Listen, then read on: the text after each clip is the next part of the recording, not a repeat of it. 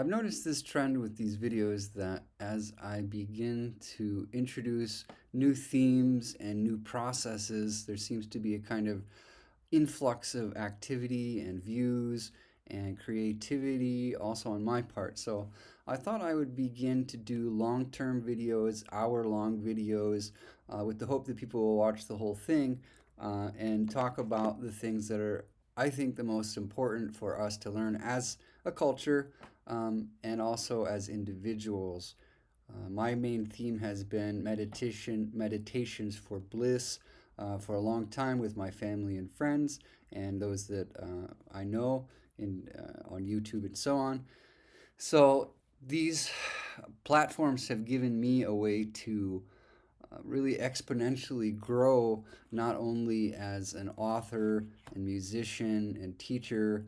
I think that that's begun, that trend of exponential growth has begun in the last year or so. And but also to share something that is very meaningful to me and other cultured meditators. Okay. And I don't say that to brag, but I just state it as a fact that I have very carefully looked into the religious and meditative traditions of all of the major religions because I think it's a thing that's worth doing. And as we begin to harness the energy of the innermost mind, that innermost portion of our being, we find ourselves finding solutions to problems that had previously been challenging. So, with that in mind, I'm going to begin to make the effort to make an hour of video every day. This will be simple enough for me because I have so many resources in terms of books I can read, books I love, and then discuss a little bit about them in the context of sociology, growing together, becoming more vulnerable at the right time, and more aloof at the right time. I think we have to learn both. So let's take a look here at just a few lines. I'm going to actually start.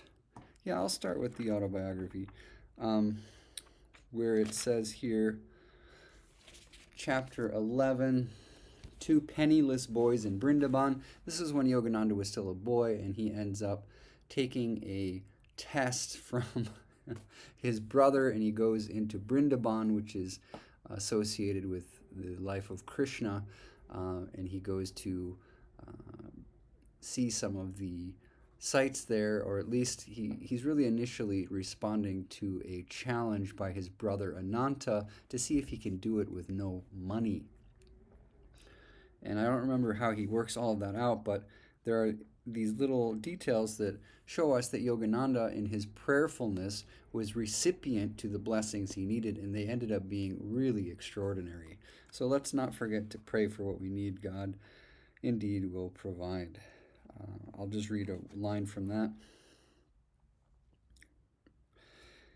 It would serve you right if Father disinherited you, Mukunda. How foolishly you are throwing away your life. An elder brother's sermon was assaulting my ears. Jitendra and I, fresh from the train, a figure of speech merely, we were covered with dust, had just arrived at the home of Ananta, recently transferred from Calcutta to the ancient city of Agra. Brother was a supervising accountant for the Public Works Department of the government. I'm not going to belabor the point or any of that. I'm just going to say that as he takes up the challenge, not only is he successful in traveling to this distant city, but he makes more than two new friends, but two of those that he meets, his brother on return, and one that he met in the city ultimately become, or that day become, his disciples. Interesting. They take on the discipline of Kriya Yoga meditation daily. So it's very interesting to see how we can begin to grow ourselves as we take on certain challenges. I myself have been working as an educator, and to be honest, I am not impressed with the way that the process is done. And I'm not impressed with the quality of the response of the students. So I'm thinking about very seriously, at least for the summer, working hard on my book and seeing how much progress I can make. It means a great deal to me if my 8,000 combined friends on Facebook and YouTube will do their best to share my materials and maybe even dare to help sponsor me in this process. Thank you. Now, I also wanted to take a moment to look at one of my own quotes, one of my own texts here that I'm working on. And it is 1, 2, 3 Meditate is the working title. I wanted to read here just a line. Enter the successful hearts.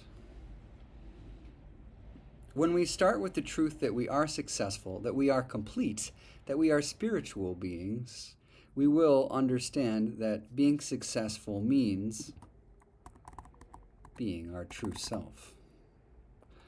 Not all of us are interested in being very wealthy, very pretty, very educated. We have our own humble goals. If we can start with these and successfully analyze them, we will begin to understand what it means to form our goals in healthy ways. So let us remember that when we enter into our heart, we are already entering into the very heart of success itself. And it is perfectly happy and successful here. I think that when we're eager to find a way to save some time for ourselves and put that time into something very deliberate about growing into our best version of ourself, which has been my theme for a long time, especially in the context of meditation, though I've mostly focused on really going deep with that process and not monetizing my work and things like that. But I have realized that recently a person can really be saintly, can be a saint, and still be very successful in business.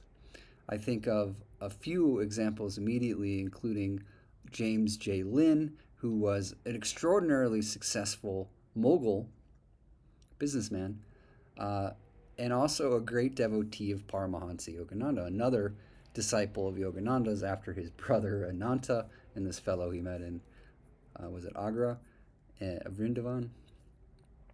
Anyway, as they began to go deeper on the meditation path, at least we see that James J. Lin continued to grow more and more successful and also more and more generous. So I think that the main thing that we should learn is this kind of balance between being in the world but not of the world. In other words, as Jesus pointed out, we belong to something that is all holy already. We belong to something that cannot be become impure. The soul itself, the spirit itself that lives in us is ever and perfectly healthy and happy and whole. It's just a question of allowing that to express itself.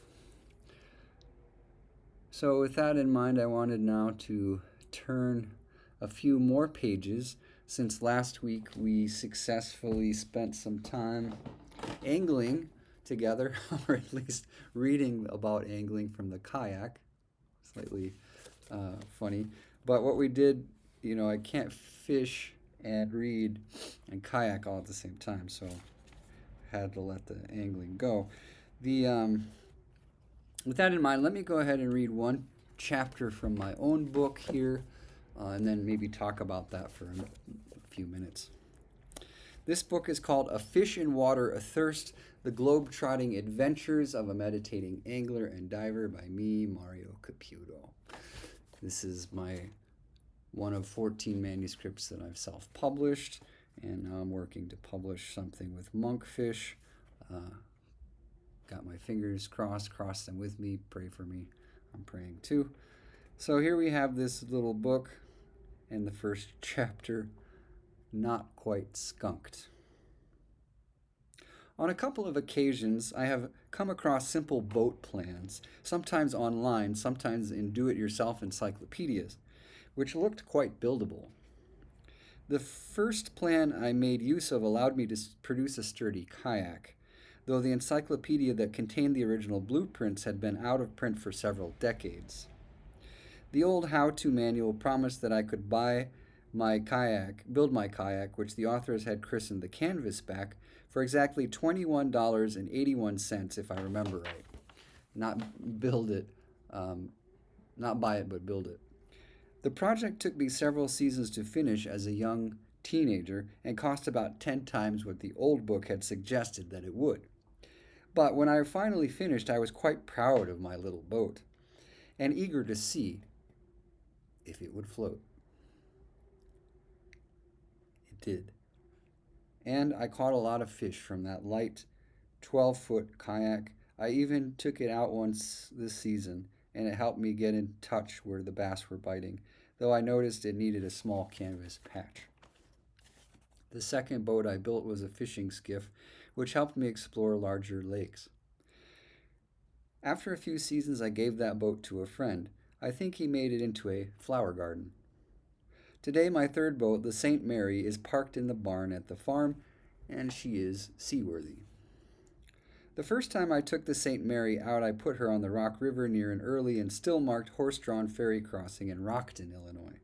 I had just finished the project the day before. Needless to say, I was excited and eager to get my boat on the water. I was so bemused, in fact, that I hadn't paid much attention to the height of the river. It was in flood stage. When I discovered that the ramp at the local park was closed, I cleverly found a way around the yellow emergency barricades. Parking near the churning boat ramp, I lifted my new skiff off the roof of my car. Upon launching, I found that my only motor, a little electric trolling motor my Uncle Dick had given me when I outgrew it, would not start. I felt a little bit like a kid on his first ride down the big slide at the water park, and I watched with some trepidation as my beckoning Nissan disappeared behind a screen of trees. Frightened as I was determined to have a good float now that I was out of range of the boat landing. My white-knuckled enthusiasm made me oblivious to any danger. I had carried along a meditation card which reminded me to fix my mind unwinkingly on safety and success, and to remain confident. I was able to relax and enjoy the ride, firming up the courage I needed to navigate my boat through the rough waters. It is the simplest of reminders sometimes which keeps us from the danger of doubt. At the first bridge crossing, the bottom of my boat was thrown up onto a large tree branch which lay submerged a few inches below the churning flow. I had to work hard to spot the sunken tree which had settled against a concrete bridge abutment and find a way to slide the skiff free. Concentrating deeply, I summoned a deep strength, remembering that the soul is omnipotent, as the master meditators remind.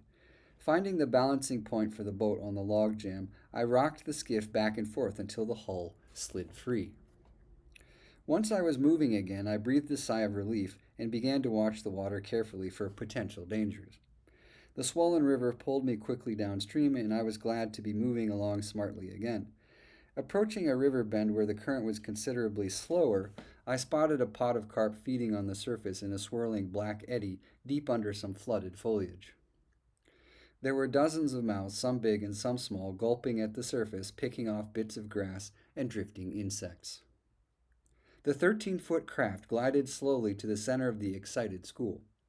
I was able to watch the heavy bronze fish feed directly in front of me for several minutes. They were too absorbed in their feeding frenzy to take much notice of me and my light gray gunnels. The carp were in high gear. They'd been driven by the chocolate-colored water into their erstwhile refuge, which appeared to me like a floating cafeteria. Together we had found a calm spot in the eye of the storm of raging waters, and I watched in wonder as the fish fed eagerly all around my new skiff, slurping and carping. Their rubbery lips siphoned in insects and green clumps as they worked their way along the edge of my hull hungrily. I didn't try to catch any fish from that large pod of carp.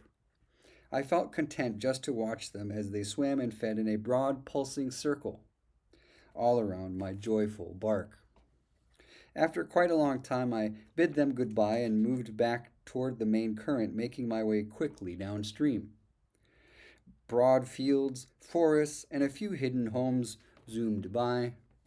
I found myself in a long green tunnel of leaves where a row of enormous maples lined both banks, arching out towards the center of the river. One large branch broke off and made a tremendous splash a few yards away. Somehow, I wasn't frightened so much as amazed. Something had warned me to look up. After drifting along for several miles, I decided to let down a line and try my luck. Dropping a heavy jig to the bottom, I angled for a long time before I felt a tug on the line. I set the hook hard and began my retrieve. Reeling steadily against strong pressure, I soon brought my fish up to the river surface. What revealed itself surprised me. I'd hooked a giant shellfish. The great river clam had closed itself around my hook, snapping shut as the jig brushed against its foot somewhere on the bottom of the black channel. My hook set had pulled the outsized bivalve up and out of the sand lining the deep river bottoms. That hefty mollusk sat in the bottom of my brand new hull, spitting muddy river water. I have to admit that the first thunk of it on the resonant plywood hull contented me deeply, and it made me laugh. I thought to myself, this day has been quite an adventure, but at least I can say that I was not quite skunked. Drifting on for another hour or two in the heavy current, I marveled at how dry my little boat had stayed while I scanned the banks for a landing area where I could safely disembark. Without a motor, I was at the mercy of the wild currents, but I felt at peace, guided by a subtle power. I continued to concentrate, praying simply and with true faith as I visualized a successful landing. Just after sunset, I spotted a long board floating well ahead of my curved prow. A fast seam of current guided the board to hand. It was an old 2x4 about 12 feet in length. I employed it as a simple paddle. The weathered piece of lumber had a few nails in it, so I had to be careful how I held on. The coarse, pierced stud reminded me of the cross of Jesus Christ, of his nail-scarred hands, and also of his triumphant resurrection. I knew in my heart that I would be able to resurrect my little boat from the greedy, churning river soon. The longboard had been a sure sign for me that the indweller was watching over me carefully. I felt energized now to make a good landing in the racing eddies near the dark bank. This last bit of luck proved to be enough to get me up onto the bank when the opportunity arose. I was able to propel myself along and maneuver close to the shore by paddling hard. For most of the float, I had been in the wilds with little access to shore, since trees and small bushes grew up and over the banks in many places. The river was moving so fast it was very difficult to get close to small landing areas, even when they became visible. There were many sections of eroded riverbank that were covered by long grasses. I knew that I would have to time my paddling just right in order to land my boat in the open knoll. Shortly after I had the good luck of finding that old salvific plank, I floated under a bridge which brought me toward a dark county park. The water and sky were black now. I felt as though I'd been floating along in a river of India ink. The current felt heavy and sticky, and the pale light of the bridge illuminated little of the bank, though it cast a glittering incandescence above the sweating blackness, producing a surreal and stark contrast. A swarm of insects, some bats and night birds, winged hungrily near my lonely boat, churning the humid air. A small grassy bank finally came into view, barely visible in the moonlight. Some portions of the high bank had crumbled and collapsed into the river, making it difficult to approach. With absolute meditative willpower, after a full day on the river, I was able to pull myself up onto the soggy black bank. Half swimming, half paddling, I made landfall. Exhausted and relieved, I was happy just to sit still on the soft grass for a while. After catching my breath, I dragged the boat motor and gear up and out of the swirling currents and onto the soft grass. The sudden stillness of the firm bank felt alien, and I drank in the calm until I began to feel my sore muscles. I'd had a little bit of fishing success. The giant clam was still spitting river water in the bottom of the boat. I knew I would have to leave the boat and rods and motor there in the middle of the woods and walk home.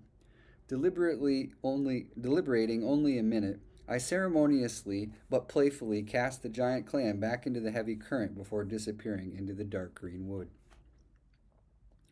It was a long walk, many country miles. I was soaking wet, and my blue jeans made a swish swish sound as I moved slowly along past mid season cornfields and silent rural intersections.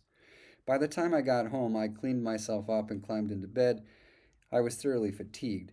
The morning sun was approaching its holy horizon. I had set the little devotional card by my bed, and as I switched off the lights, I prayed sincerely, Lord, you have given me another adventure. Thank you for sending your angels to protect and to entertain. Allow that I may find you in my sweet dreams now. It didn't take me long to doze off, and I slept a long, heavy slumber. Perhaps I dreamt of carp, or clams, or of the bark of St. Mary, who ferries souls to safe shores.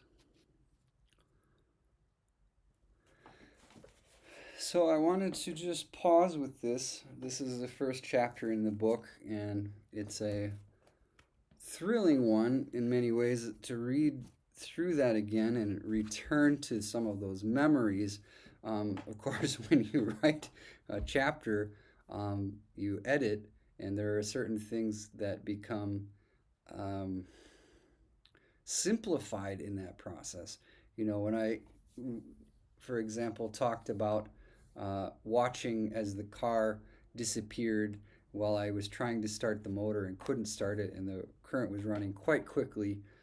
That feeling of enthusiasm was very real, and there was, of course, a sense of empowerment that came through facing those fears and staying calm and beginning that process of fishing, which is what I had gotten on the river to do. So it might seem a little bit absurd in some ways, but it was a sort of a way of going on about the story of the boat. For me, I had just finished making this boat, and I put it on the river, and I thought that this first run should be this run that I was making in the boat with the motor for the first time there. I thought it would be quite straightforward. Um, and then, came the yellow barricades right at the river side. And I thought, well, I've come too far to just turn back now, and I guess I lost my patience to wait another day. And I also felt that somehow this would turn out for the better, or at least that it would be an interesting story. So when I put in, I felt, I think, a little bit, I recognized on some level that it was not perhaps the wisest decision that I could have made, but at the same time, I decided to just enjoy the process and utilize that little holy card that I had, which I think is of Sri Dayamata. I don't know if I still have that card, but Sri Dayamata being a meditation master, the second president or third president of Self-Realization Fellowship after Paramahansa Yogananda and James J. Lin. So when we see this whole thing come together, the world sort of feels like a smaller place for me because, again, I think there will always be thrills, there will always be these challenges that will inform us of a different kind of prerogative, the capacity to inspire others, inspire ourselves, and continue to grow, even as we make bold decisions that are perhaps less risky. But to be honest, I didn't feel that much of a risk until I hit that first tree and got stuck. And then, I had that prayer card. I believe there was a divine intervention karmically at that point. And I have to admit that I feel gratitude and grace coming through that from the master meditators. And it's in facing our fears anyway, too, that we are able to begin to generate fearlessness ultimately. Um, and so every day in our lives is an opportunity for growth. Uh, yeah, that was really particularly fun because I was able to use a boat that I had built and right away see that it worked really very well. It didn't take on any water even after it was so rudely interrupted by that submerged tree near the bridge abutment. It was quite a intense moment that just kind of rode up on this invisible ghost tree and suddenly snagged. Quite an abrupt stop, if I remember right. And just for a moment, I was really afraid. And then I looked at my prayer card and I just prayed deeply and expected success. Intuitively knew success was coming. And I feel that way about this book now, and about my career as an author, that I'll be able to provide for myself and many others. So that's the first little vignette, the first little meditation on not quite skunked, catching that little shellfish was exciting, even though I guess it wasn't technically a fish. It was still alive. I wonder if it's still alive today. It was a big clam. Now, shall I go on? You want to hear the next boat I built? Okay.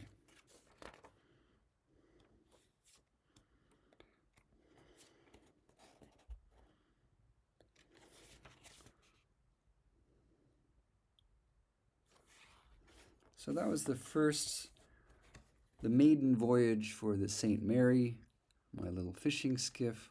Today I always kayak, or almost always, but I have a few other little boats around. One of those boats I told you was later turned into a small garden by a friend. That was a very good little boat. I actually took out a different friend in that boat at one point. We went on one of the big lakes in two of the big lakes in Wisconsin. And did pretty well fishing. I think we were on Lake Geneva and Lake Mendota in Madison. That little boat was called the Santa Gemma, after St. Gemma Galgani. I myself spent some time living as a Catholic monk and many years at the Catholic Church, though today I identify more with my meditation roots. The christening of the Santa Gemma. One of the other little crafts I built, the Santa Gemma, was only 8 feet long and weighed around 40 pounds. I could easily place her on the roof of my car and portage her short distances to some of my favorite lakes after parking within a stone's throw of the water. I built the Santa Gemma in one night. It was finished early in the morning on my birthday. I guess you could say that it was my present to myself that year. Once the glue and paint had dried, I tested the little skiff on my grandfather's pond. I was truly happy with the results. The float was very stable, with no leaks. On the maiden voyage, I learned to stand up in the Gemma while I propelled myself with a kayak paddle. That kind of stability was a real boon, since it meant I would be able to make long casts while standing, wherever I fished. A day or two later, I launched the Santa Gemma on a public lake, a protected bass fishery. No largemouth bass may be harvested from its waters, and so there are some monsters swimming around, though most of them are educated about the ways of anglers. Because the lake is rather small, no motors are allowed, and very few people want to try to carry a canoe or other light craft from the parking lot because it is a bit of a hike. The fishery is basically a shore fishery. My theory was that if I could get out away from the well-worn banks, I would be able to find some fish that were more naive, fish that hadn't seen any lures or lines. I confidently launched the Gemma on the lake and began working my lure, a large brown tube jig, in the shallows. On about the 10th cast, I put the jig, Texas rigged and weightless, near a fallen tree. Right away, a big bass boiled at it. The next cast brought the fish out from under the tree again. This time it hit pretty hard for the coolness of the water on that early spring afternoon. And I connected. The fish fought long and deep, and I landed it standing up on the white boat deck. That heavy largemouth pulled me along for quite a while. It was a perfect living motor. I lipped the well-proportioned fish while reaching low over the gunwale. A quick estimate put it at 19 inches. A very respectable fish, first fish for the Santa Gemma. I believe I caught a couple more fish that day and grew confident in my little boat, which I later used on the much larger lakes Mendota and Geneva in Wisconsin, with another friend aboard. We must have looked a little bit funny to the locals in their sleek mahogany cruisers and the Chicagoland visitors feasting for an evening in Geneva's 3-story dinner yachts. But we managed to catch a few fish and ride out the wakes of those sophisticated pleasure boaters that they didn't mind sending our way. Today the Santa Gemma, as I understand, has been turned into an herb garden. May God rest her petite, omnipresent soul.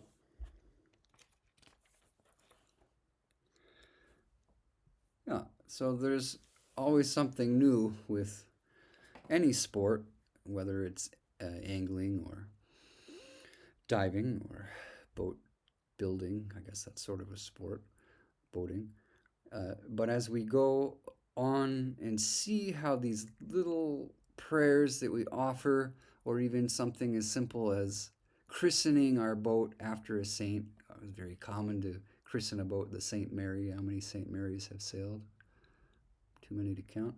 And St. Gemma, here my second boat.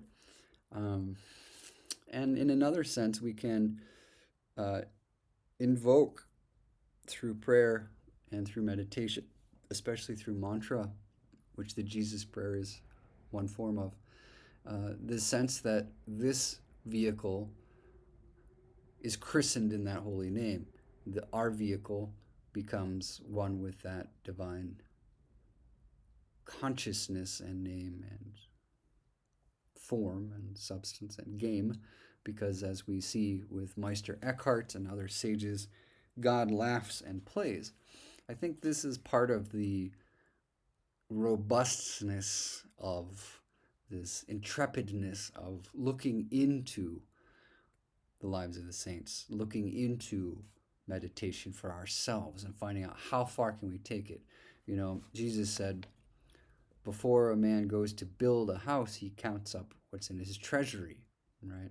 In other words, before we set out on the quest for self-realization, we think about what's in our hearts, what are we capable of learning in this moment? Where are we specifically growing? What are our growing edges, and how do we keep them sharp as a laser beam, right? How do we continue to stay not only steadfastly devoted to our first love, God, but how do we learn to embody the divinity that has been offered us in our soul from the first moment? So these are questions that are obviously deep questions, but they're also daily questions for the meditator, and the meditator finds daily solutions to those questions. So we see here in our first 2 chapters a little bit about, well, I would say a lot about grace, and also about luck, and even about the triumphant resurrection. We see that symbolized in the bark of the St. Mary carrying this soul to the heavens of a dry bank, right? So let's take a look here now at, and I think it's that calmness that comes through meditation. It turns these different kinds of difficulties into divine escapes, divine privileges. Okay, let's take a look, if you will, on our first diving chapter. This one takes place in the Swiss Alps near the town of Zurich, a little outside of Zurich.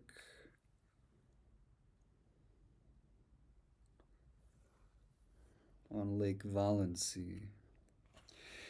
Pole diving for the European perch. It's fun. I'm back there now. Pole diving for the European perch. I recently had the privilege of visiting Switzerland with some family and friends. We spent 3 weeks hiking, camping, fishing, and traveling in many lovely hamlets high in the mountains. It was easy for us to find good camping and hiking spots because my brother in law Christian acted as our guide. Christian and my sister Mara welcomed us with great kindness. I feel a debt of gratitude to them for their generous hospitality. Christian had grown up in the lovely Swiss mountain town near our first campground. He smilingly led our intrepid little party to a number of hidden lakes and streams, special spots only the locals frequent. It is true that there are a number of fish in the pristine Swiss mountain lakes that look almost identical to varieties we have here in the Midwest, but ichthyologists tell us they are in fact different species. One such fish, which is spotted frequently in the shallows and occasionally on local menus, the European perch, Perca fluviatalis, looks very much like the North American yellow perch. Though it is in the same genus, the yellow perch is a different species, and Perca flavescens tends to be slightly smaller than its European cousin. How did these perch evolve to look so similar to their respective continents? Who is their common ancestor? And just how big did their grandmothers get? I was able to contemplate those deep questions as I swam along among these schools of European perch while diving in Lake Valency in Switzerland, where some of the specimens we finned along with appeared as big as mature walleye. Yes, fluviatalis is a hefty perch.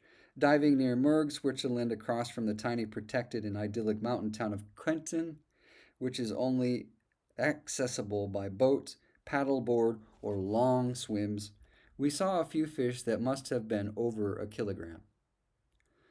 We managed to get pretty close to some of those handsome fish whose dark backs and shining eyes also reminded me of the European zander. Our campsite on Lake Valency was adjacent to a dense colony of bamboo. Picking a dry pole from the thick stand, I trimmed it and attached a short line, tying a small fly to the end. I decided to try a technique I had practiced while living on Oahu, pole diving. Pole diving is a unique sport, and I suppose some would relate it to spearfishing, though there are some obvious differences. First of all, the fisherman can choose to release a fish after catching it, a bonus for the fish. Second, a certain amount of matching the hatch, a certain amount of fishing know-how is required to lure in the right species with the right presentation or fly. It is true that perch are not generally considered to be picky, but the ones that swam near our campground had seen a lot of presentations. Swimming in that clear, cold water, they proved elusive. Happily exploring the shallows with my little tenkara fly rod, I was able to lure a few fish in, hook them and land them while diving and observing them minutely through the lens of my mask.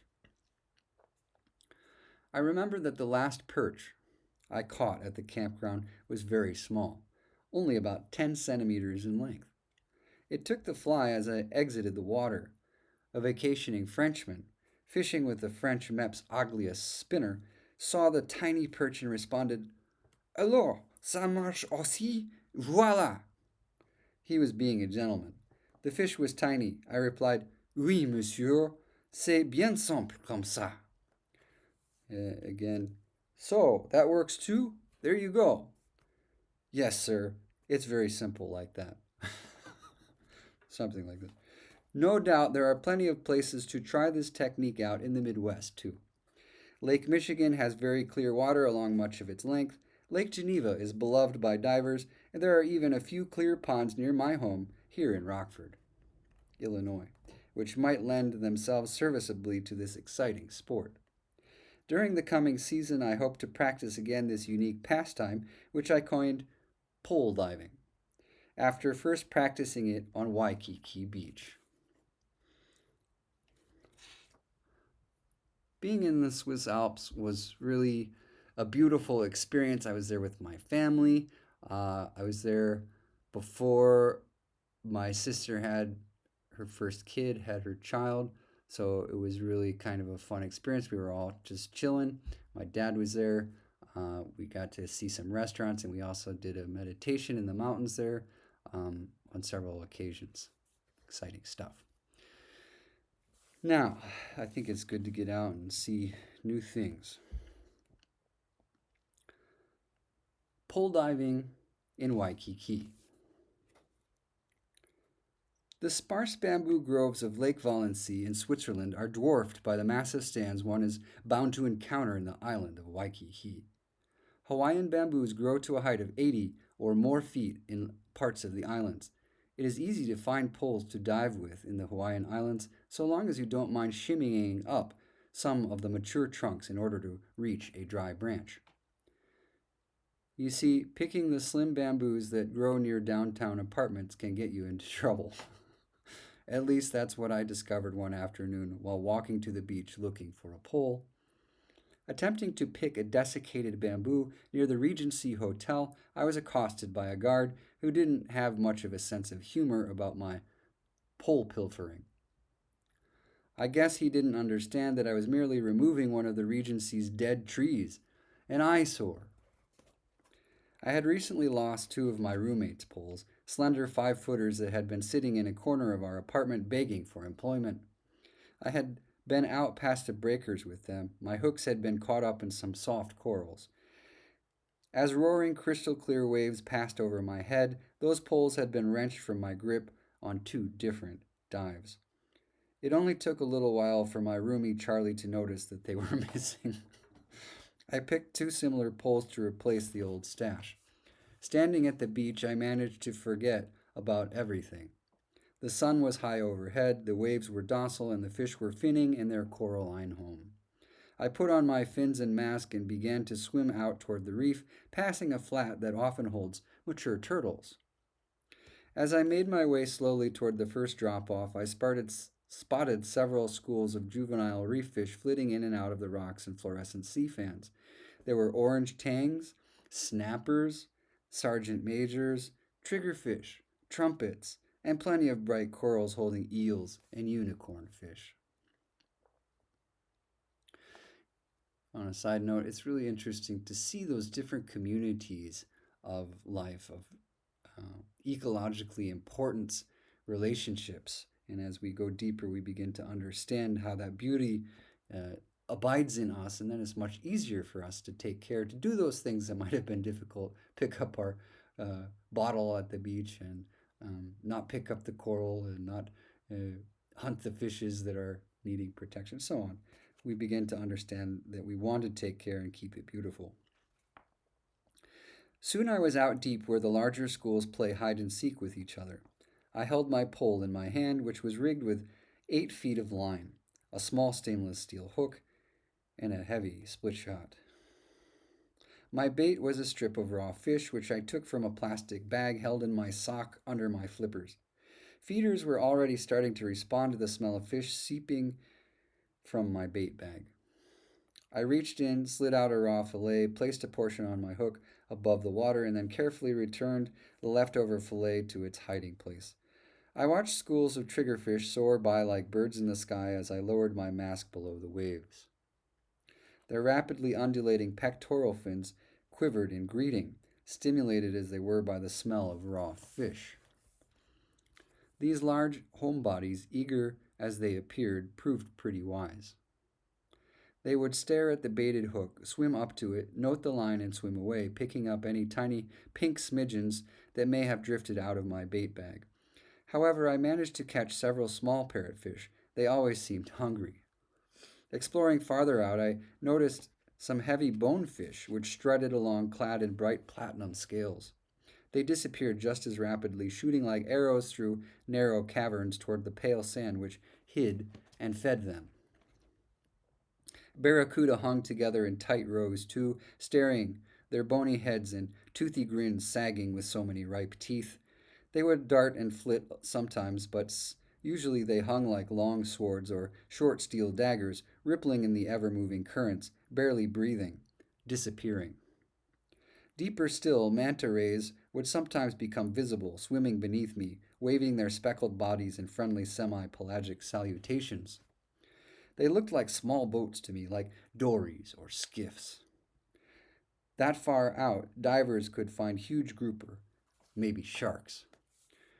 So as I became more absorbed in my meditations in that area and explored further and further from shore, I began to see things that were, uh, it says here, semi pelagic. I don't know, at least moving towards open ocean.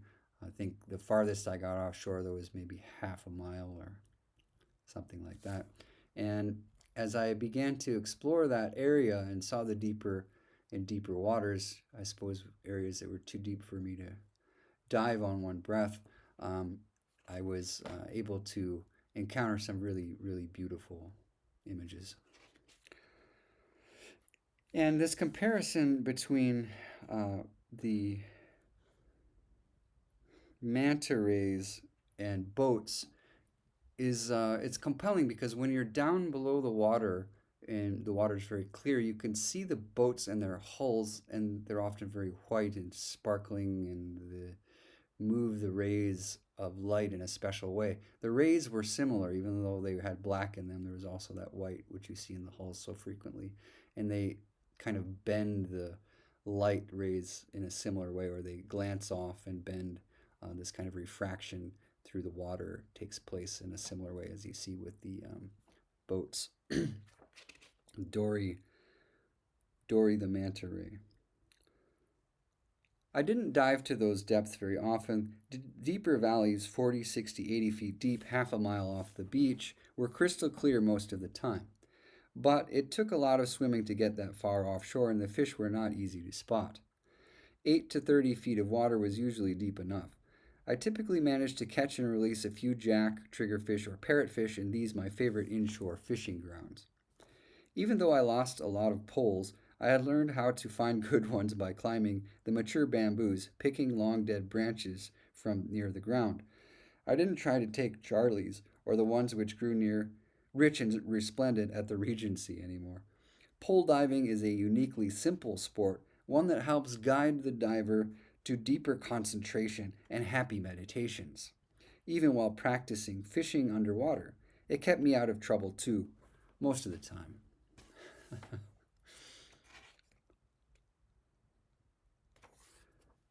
As we go deeper in our own practice, we begin to see that there is this invitation to become at peace in new environments, whether that's the sometimes challenging environment of saltwater diving, or perhaps the difficult environment of the classroom, the seventh grade classroom where I've been teaching. And there's just other kinds of challenges. Of course, each one of us has one of those. And as we become more acclimated to that and also more full of grace and peace and joy and receptive to the help of God and others, we find that our meditations begin to bear much fruit, not only for ourselves personally, but for very many others. All right, one more. The silent witness of many reefs. Pole diving gets you moving, helps you stay focused, and brings you face to face with many unique marine creatures, not all of them fish. The pole diver knows the joy of diving, where there are myriad coral species, waving purple and red sea fans, unique sessile reef organisms, slow-moving bivalves, unique conchs and cowries. Plus, some beaches hold a good number of intrepid turtles and playful porpoises. Often, while making my way through shallow water, whether pursuing fish or just cooling off, I would bump into slow-moving turtles, munching on sea lettuce or finning nonchalantly through the warm water. There are times when turtles avoid divers, but they often remain approachable while feeding and resting. Occasionally, you can get within inches of a feeding turtle. Diving and fishing are contemplative sports. While kicking along, it is easy to fall into a rhythm, along with the diverse creatures that call this thin brine home. I use simple meditations and prayers when I dive. One of my favorites is a common prayer I learned to love as a monk or a bit before my life behind cloister walls began. Studying mantras in meditation, I would sometimes practice the repetition of one of the earliest prayers of the Church, the Jesus Prayer, which has several variations. Lord Jesus Christ, have mercy on me, or St. Faustina's version, Jesus, I trust in you, are two of my favorites. Synchronizing the prayer with the breath, which seems easy to focus on while breathing through a snorkel, I would often become absorbed in just the first word, Jesus. Other times, all words dissolve as the heart expands to embrace the divine presence. With devotion and meditation come emerging with the silent witness of many reefs and of all environments. Moving along the reef protected by the divine name and power, I often find myself bumping into friendly creatures, groups of docile turtles, rippling shoals of ruminant goatfish, and curious mantas seem to enjoy the benefits of my meditation too. They often remain to eat or rest nearby while I practice my simple mantra yoga. Perhaps most memorable of all for me have been encounters with large turtles and mantas at close range. One jetty I frequented in Oahu performed double duty. It served as a platform for fishermen and also as an access point for surfers. Only a few divers explored it carefully, but the ones who did would sometimes be rewarded with sightings of huge green turtles. The granddaddies reach a reported maximum size of just over 200 kilograms. Hawksbill turtles are also visible near shore. They may grow to over 125 kilograms. Natives refer to these friendly sea turtles as hanu, and they are honorable too. A 10-minute swim from the jetty brings you to a deep trough that is often full of small turtles. They seem to share a family resemblance. Perhaps they had been born in a clutch or on a local beach together. I often notice the turtles resting on the bottom as a group, almost as one organism, laying on the large green rocks of the trough, 3 to 6 meters below the bright waves. The turtles would wedge their flippers into small crevices in the rocks so that the current would not dislodge them while they lay digesting a meal or dreaming half-hidden animal dreams behind glazed eyes. While pole diving, I saw fewer turtles, partly because I was focused on finding feeding schools of fish, and partly, I suppose, because I did not appear as gentle when armed with line and hook. The vibrations that one sends in any medium are magnified by intention. I have found that with some practice, simple prayers and meditations become spiritual skills that guide the soul to peaceful encounters in all environments.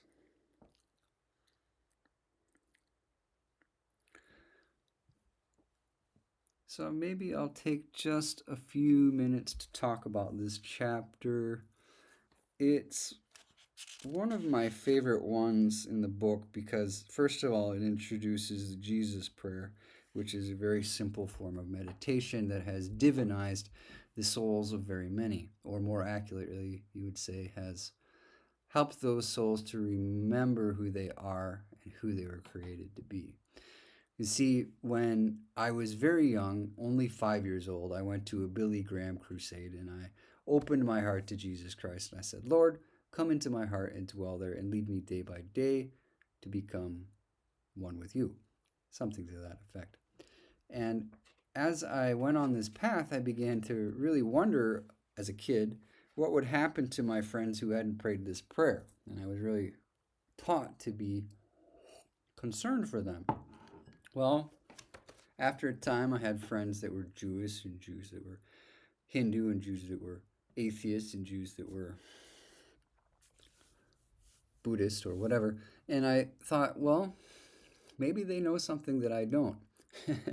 And my friend Lars Renberg, who, if he's watching this, shout out to Lars. Thank you for teaching my early chords to me and opening me to Kriya Yoga. That's a privilege.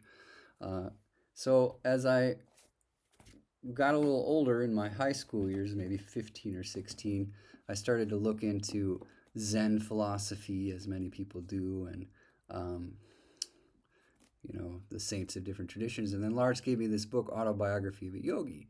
I thought, well, that's interesting. He said, I know you love Jesus. There's other saints too. He's a Unitarian Universalist, um, which is cool. And as I went deeper into that process of investigating the religions of the world, here's Yogananda on the river Yamuna in 1935. As we look deeper into the scriptures of the world, the scriptures of India, the scriptures of Iraq, the scriptures of, I would say, any place, even the scriptures, the living scriptures of America, where saints are beginning to be born through many processes of service, of meditation, of prayer. But the saints of Israel, through the centuries as well. As we begin to see that there are these scriptures and saints living in one form and practicing in many forms, this is a kind of a profound inspirational experience. It's just showing us the reality that the environment we live in is very carefully orchestrated by a higher intelligence that is in us but hasn't been fully expressed. Meditation helps us express that most quickly, according to the masters, I think, of every tradition. If we look beyond the churchianity stuff, then we begin to realize that we are already whole, we lack nothing, and we can live the life that is most sensible to us. This is what I learned as I explored fishing and diving meditatively. The fact is that I haven't fished for a long time. I don't feel the need, really. It doesn't mean I never will. I just haven't felt like ticking off the big bass anymore. I don't feel the need to pull them out of the water. I think they're beautiful where they are. But we'll see. As I grow, maybe I'll find it irresistible to display the fact that you can catch fish and cause them no pain, or virtually no pain. After all, a bass's mouth is almost like a fingernail. It's quite insensible to pain for the most part, I believe. Otherwise, they wouldn't be able to make a living munching on the pinchers of great big crawfish and enduring the spines of bluegill and things like that. But that's a conversation for another day. I just wanted to pause here and say thank you for taking time with this first hour of video. I hope you enjoyed these stories. Look for more to come. The next one up will be, A Deep Down Star, which is one I've read before on some of my websites. Maybe some of you have seen that one or read it, but we'll be returning to that soon and continuing to grow. Thank you for your attention. I'd love to hear your feedback. If you have some tips or tricks for me to grow as I guess this is kind of like a vlog, as a vlogger, an author, or a meditator especially, please let me know. Most of all, help me to continue to grow in grace and peace as the Lord guides us all. As we go deeper in our questions and friendships, and we begin to find the answers to specific questions, like, for me as a young Christian, 5-year-old, saying yes to Jesus Christ, I became very curious about how can I help more friends, and how can I talk to them about things like if they're Muslim or Buddhist or Hindu, how can I learn about their culture and religion and prophets and gods or whatever, and discover the unity that ties that theological study all together. So that might seem a complex question, in a way it is, but I think it's very much simplified by this idea that God is love, and that love is available to us immediately in meditation, in prayer, and in Thanksgiving. So I give thanks for friends like you. Please drop a line. Let me know if you've watched something and wanted to comment or connect or had a specific question. Lots of love.